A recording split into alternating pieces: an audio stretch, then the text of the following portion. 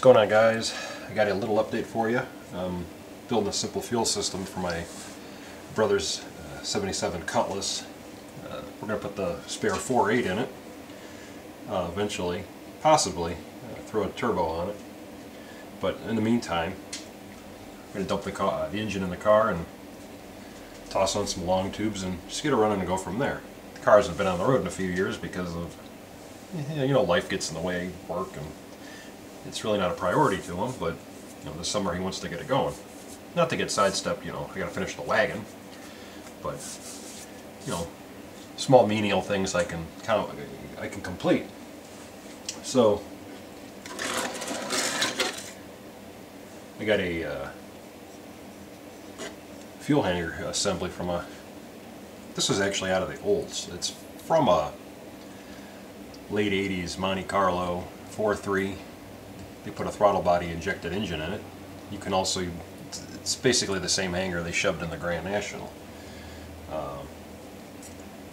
I replaced the fuel pump, the stock fuel pump, which is right here. It's a standard AC Delco piece, 14 PSI pump. Still a good unit. I'm going to use this in the wagon, and I'm going to show you guys how I'm going to modify the factory carbureted style fuel hanger, because the big B-body wagons in the 80s never came with fuel injection. All I had was the 307 olds or the diesel, which was a mechanical fuel pump. That's coming up. So this bad boy, throttle body pump, and I installed a cheap yet fairly reliable fuel pump. It's the Carter P90014 or the Airtex E3201 or 3210. It's an American-made pump. I paid $32 for it, and it puts out 65 to 85 psi, wide open. I got rid of the factory bulkhead connector because, in my opinion, at the time they weren't really wired properly to handle the extra load of a higher volume, more powerful, higher pressure fuel pump.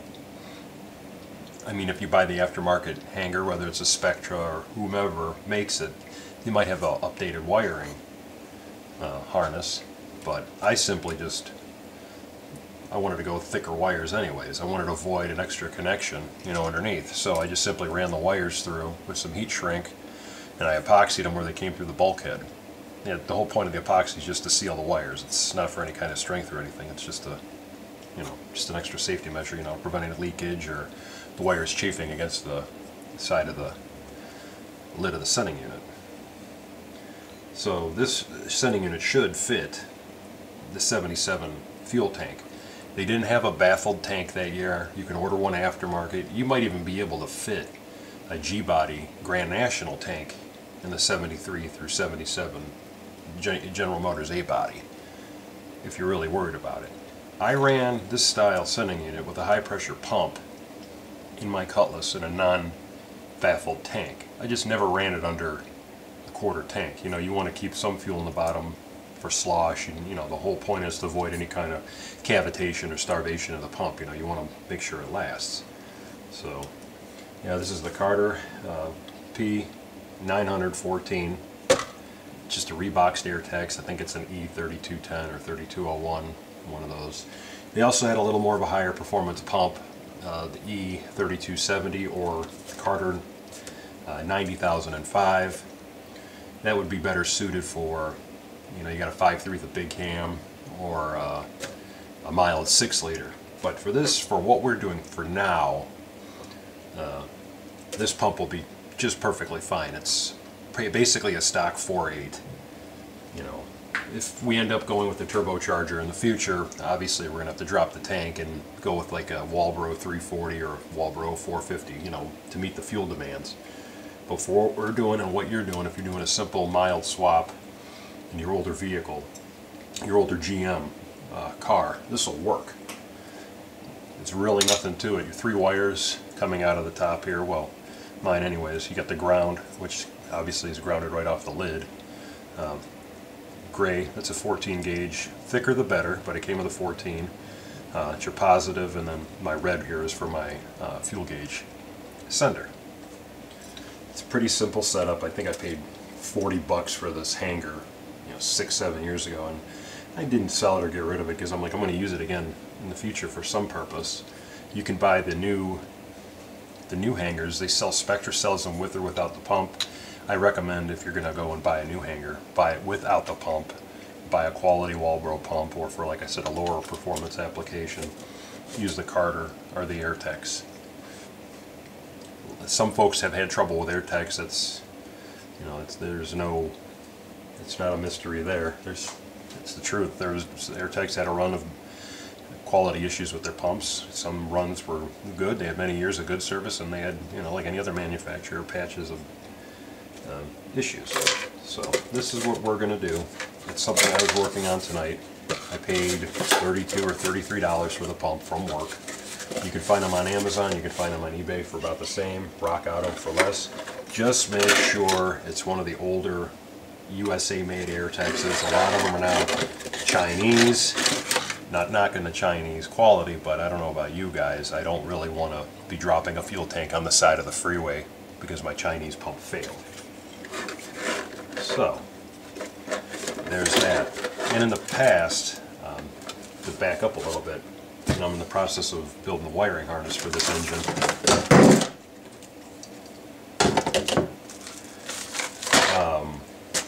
I've had folks repeatedly ask me, where did I get the fuse block from? Where did I get the fuse block? The fuse block and the relay holder. Dorman sells them.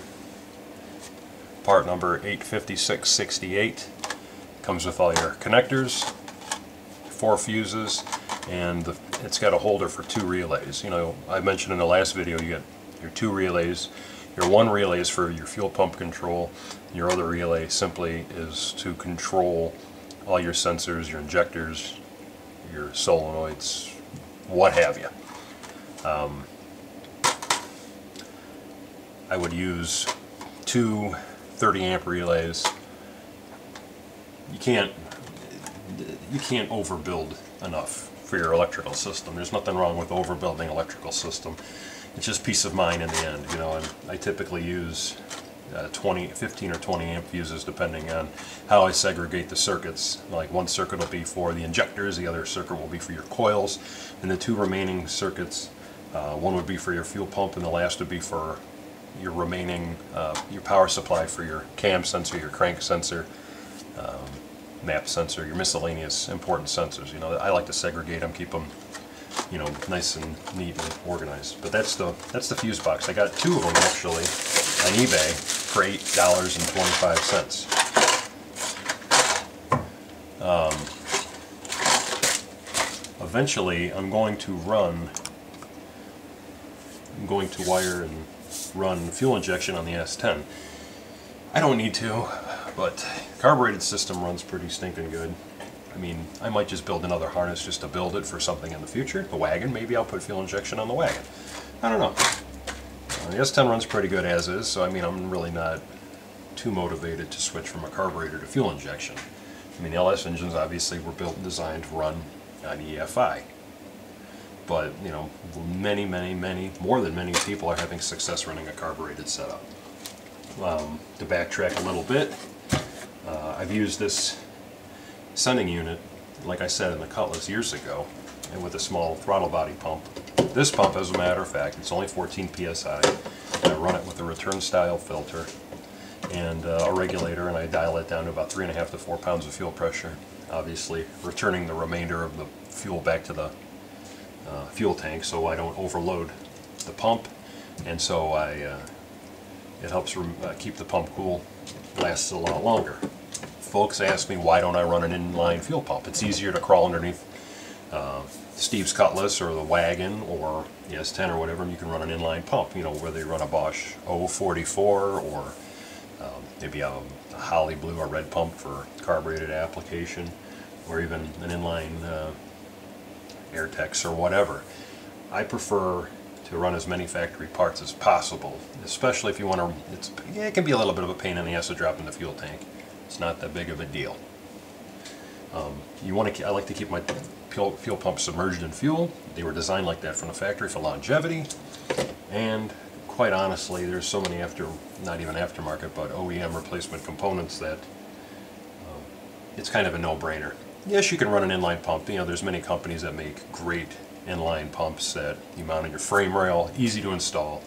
But I just like the fact, this peace of mind, using OE quality stuff, fuel pumps where it's submerged in the tank, you know, nice and neat, it's kept cool, factory appearance, factory function.